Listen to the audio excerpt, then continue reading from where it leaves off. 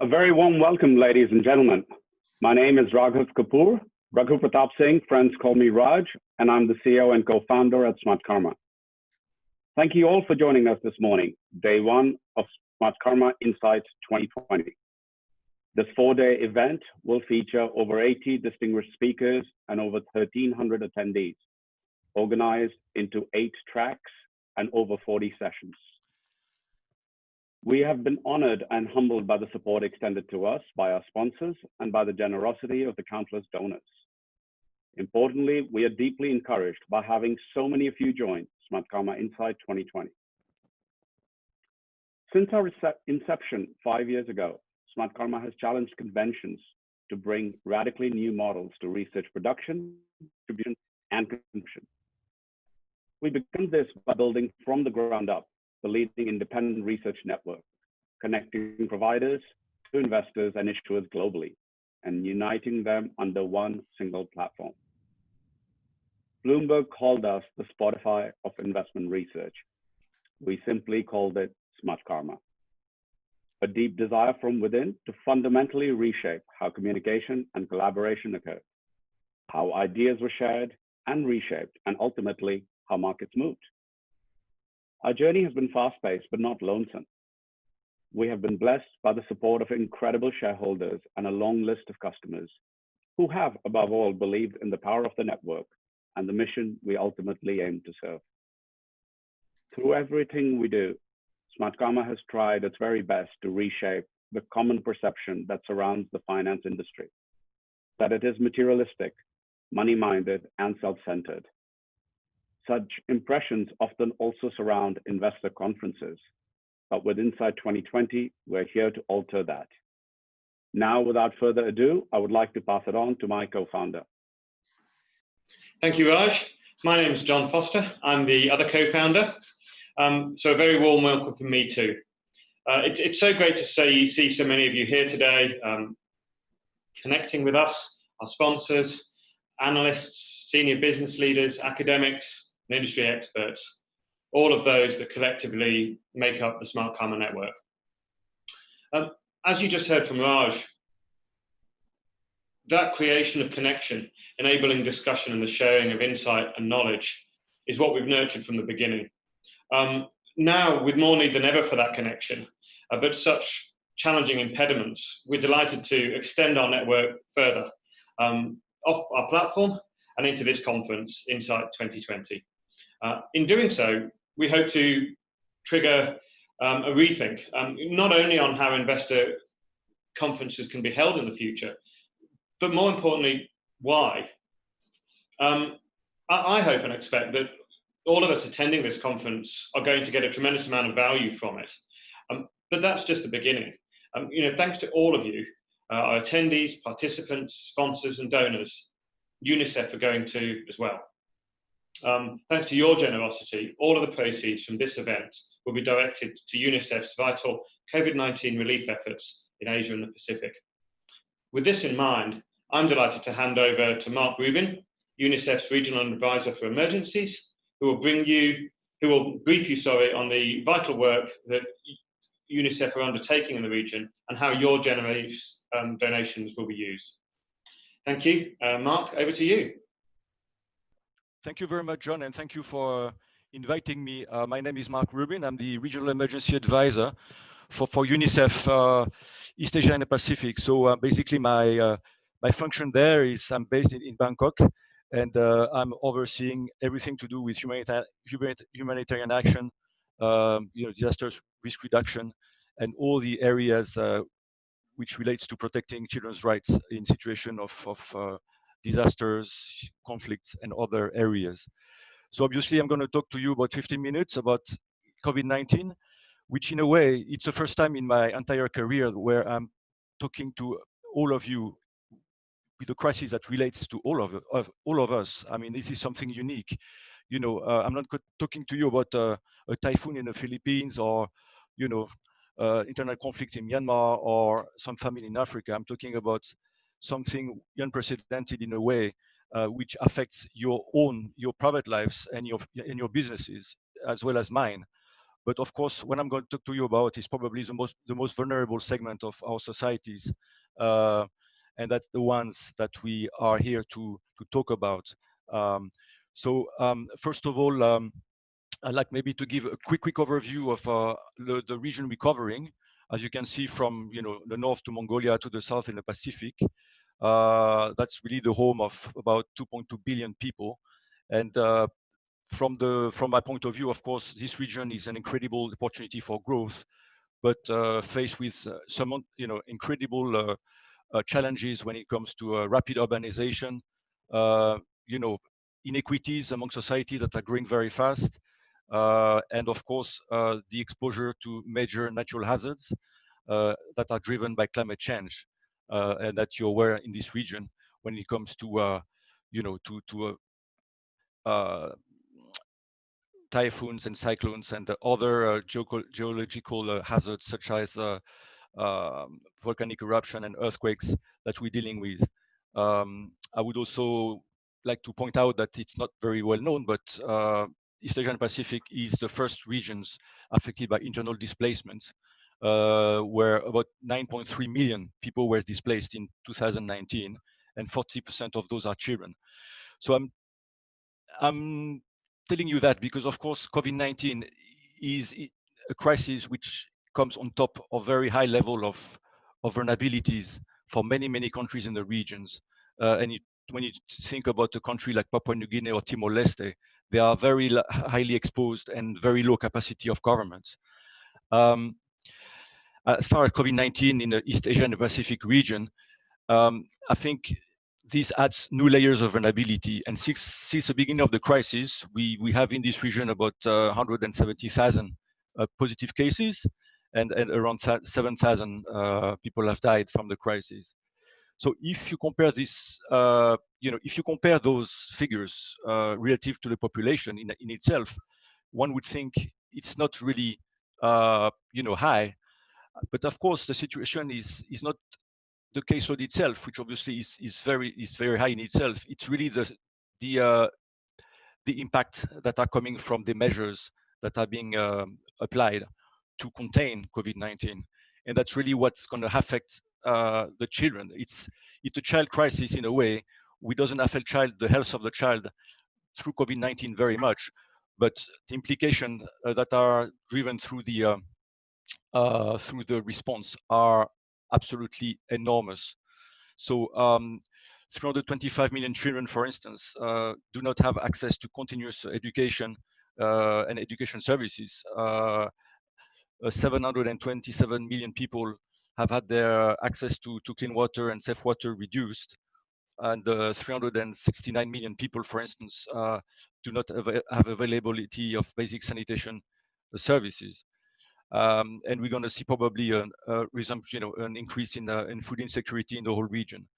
So I think that's going to be this indirect social and economic impact are absolutely enormous. And of course, that comes from, in a way, as a private sector is highly impacted, and job market will be also heavily impacted. So that's our incredible ripple effect. So I think UNICEF has been very early in the response, and I think what I'm going to present to you is the areas in which we're involved. And we launched this response plan very early in February, and it's focusing on first reducing risk of transmission and mortality. So really giving access to information, risk communication, and supporting the health sectors and the health services to provide, detect, and manage, refer COVID-19 cases in support to our colleagues in WHO and others. And of course, provide critical medical and water, sanitation, and hygiene supplies. The second part is really to ensure continuous access to services. And we're talking about those other health-related services I'm going to talk about, for instance, measles, nutrition, and others. And education, social protection, social welfare, and then gender-based violence services.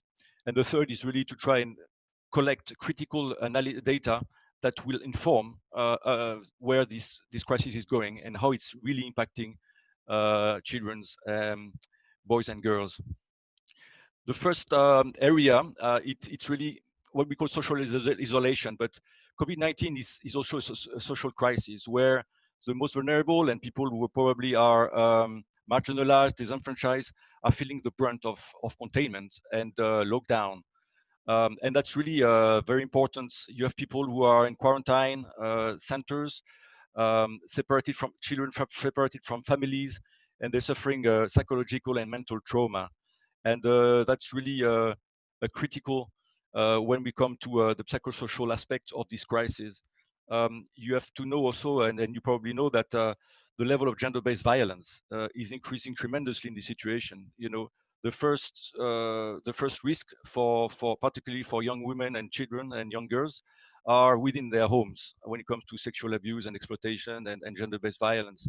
And we've seen in some countries the level of gender-based violence increased by 70%. So that's an area that is very, very important for UNICEF. I would say that UNICEF was basically the first international organization to land critical supplies in China in February. And supplies obviously is one of the critical issue in global response. At the moment, you know that there is a critical shortage due to the fact that, of course, China was heavily impacted as the first suppliers of personal protection equipment and other equipment. Now it's getting better, but overall, the supply is far, far below what the demand is. So UNICEF is basically cooperating with with the international donors and the WHO and others to make sure that there are critical supplies that are being supplied. Here, I mean, we supply critical medical supplies to over 1 million people so far, and personal protective equipment to more than 120,000 frontline health workers. This photo was taken in the Philippines, and you can see someone from UNICEF with someone from the Department of Health that are actually taking handover a number of critical supplies, including these are hospital tents that are deploying to the field. Here you can see someone from UNICEF visiting communities, and this picture was taken in one of the biggest slums in Bangkok called Klong Toi. And basically the idea is really to go and talk to the communities and do some orientation on critical hygiene and supplying them with the hygiene kits, demonstrating how to correctly wash hands. Here you see someone from UNICEF, but obviously that's most of the work is done through partnership, particularly with community-based organization. And here you can see an example of one of our partners. That picture was taken in Vanuatu, and it's outreach community hygiene promotion, which in COVID-19 response is critical. So that's really promoting hygiene awareness and through children, reaching communities and making sure that the know-how is there. One of the critical challenge, of course, is that how do you promote hygiene and awareness and hand washing in communities who do not have access to clean water, and sometimes not even latrines and hygiene. So that's really the challenge, and this is where longer term development comes with humanitarian action. It's like these are critical wake-up calls for some of those communities in especially urban slums that are themselves would be the first impacted by COVID-19, and we need to make sure this increase in water and sanitation are addressed on the longer term. Risk communication and community engagement. I mean, you've seen a lot of work around that through all the partners. I mean, UNICEF is leading with WHO in this area, with the International Federation of the Red Cross as well. So we are the 3 agencies in the lead globally. And the idea is really to launch large-scale messaging, but also using all kinds of social platforms. And we've reached over 109 million people in the region. And it's really more than messaging per se. It's really ensuring that we enter a dialogue with the adolescent and young people on using Facebook, and also we had a lot of discussion and interaction on trying to counter fake news that started at the beginning of the pandemic. Here it's in Cambodia. It's a nationwide campaign that basically was targeting more than 100,000 adolescents on risk communication. the tents I was talking about here have been deployed. Here you can see an example in Fiji, in Suva, a health center that was basically augmented and supporting the community and frontline health workers. This was deployed thanks to the cooperation with the Australian government and the Australian Defence Forces that deployed our equipment from our Brisbane warehouse. And really, that's quite critical to make sure that there is the 270,000 frontline workers that we supported, have the necessary means to detect, refer, and manage the COVID-19 crisis. While we are very worried as UNICEF is the impact of COVID-19 on services such as vaccination. You know that children are very likely to die from measles. I mean, like the number of kids gonna die from measles will be 100 times more than those dying from COVID-19, and that's what I'm talking about. We had outbreak of measles in the Philippines, in Laos, in Myanmar before the COVID-19. We had polio outbreaks. The polio, was eradicated and came back to the Philippines, to some part of Indonesia. The problem we have now is that all those vaccination campaigns and vaccination have stopped because the whole system is totally overwhelmed in fighting COVID-19. So we are going to make sure, and we have to support the governments and partners that those services can resume very quickly, and then that the health system is recovering and be prepared to be able to withstand the next round of pandemics that will come to the future. Because let's face it, this is only a huge warning for humanity, but with the impact of climate change and other risks, this is not the last pandemic of that size we're going to face. And if we don't learn from the lessons of today, I'm afraid we'll be in very bad shape for the next round. So this is taking in China, and that's in collaboration with the Ministry of Health. These 3-year-old girls was provided with routine, measles campaign during the outbreak. But I'm afraid this is not a very case that is not very widespread at the moment, and we need to work on that very quickly. Well, that's probably one of the symbolic picture of COVID-19. We cannot call it the Zoom generation, but you can see obviously this taken in Vietnam, in Hanoi. And this is a family that is supported through the Ministry of Education that are rolled out, and this is in the region in China and others, massive, online schooling, access learning and online lessons. It's something that you all relate to because some of us have kids at home, and we are basically also dealing with this. So it's something we can relate personally. So I mean, this is really something that we are supporting throughout all the countries. And what I call BTS in inverted comma is back to school. So it's not only online learning, but all as COVID containment and lockdowns are lifted, and cautiously governments are resuming education. But this is really a very delicate operations to manage, but also a tremendous opportunity for building back better, or building back more appropriately the education system for the future. So that's obviously very good, but what about equity and equality in access to education? Because what COVID-19 has demonstrated is the level of inequality of children when it comes to education.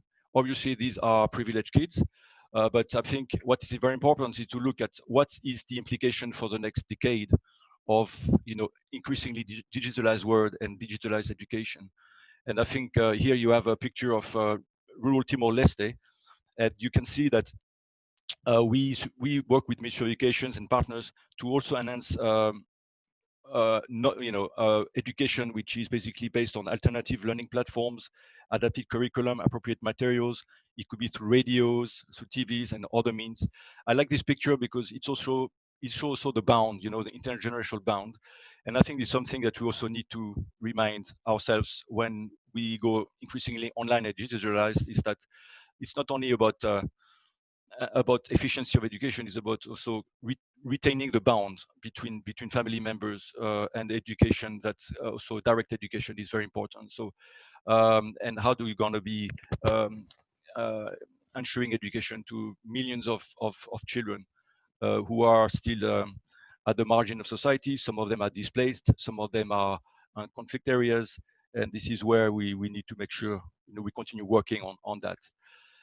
And finally, I think I was mentioning a bit that, I mean, this is the youngest generation, what we call early childhood development, where the brain and the and basically the citizens are being developed, citizenships of tomorrow. Here you can see in Jakarta, fathers that helping this 5 and 6 year daughter to basically supporting at home and playing and learning. So obviously, I mean, this is a good picture. We know it's not that easy sometimes to provide homeschooling for our kids. It's not that smooth, but we're trying our best. But I think here you can see really the importance of of making sure we carrying on education, and particularly during the crisis, taking care of trying to find ways of having young children being supported, and those children from the health workers that were the doctors, the nurses, and the social workers who had to go to work, and what happened to their children. That was a huge dilemma. So I think protection of children, having hot desk and helplines for with the social welfare services is very, very important. So you can see really it's a multifaceted response area, and it's basically an issue that's linked humanitarian action, responding to immediate needs that are incredibly high, but really it's a development crisis. It's a crisis, it's a socio-economic crisis, and COVID is here to stay with us for the next couple of years or even more. So as you know, we're going to have to review our business models and how we basically review the economic system and social system, so they are much more resilient and much more egalitarian, so that we can really make sure that we prepare for the challenges of the future. That's what I had to say. A few words from my side. We are obviously part of the international system, and we are basically funded through voluntary donations. Our overall response plan until the end of the year amounts to $137 million. And that's basically to support all the areas that you've been seeing through my presentation. And basically, we thank you very much for your attention. I'm very grateful for Smartkarma to have given us this window of opportunity, and I will be very happy to provide any questions or comments you may have. And we also provided you with the link to our kind of summarized response plan. Thanks to Amanda and colleagues. So very much appreciated. And I think John is back to you, or back to the colleagues there. Marc, thank you very much for that. That was a great insight into the work you're doing and the struggles that we're going to face dealing with this. So thank you very much for the briefing. It's much appreciated. The world faces COVID-19. We're now in a race to protect the most vulnerable. Millions of children are living in overcrowded refugee camps, and most don't have access to clean water. UNICEF is rushing to ship life-saving hygiene kits containing soap and water purification tablets. Please give monthly now by going to unicef.org or calling us on 0800 123 123.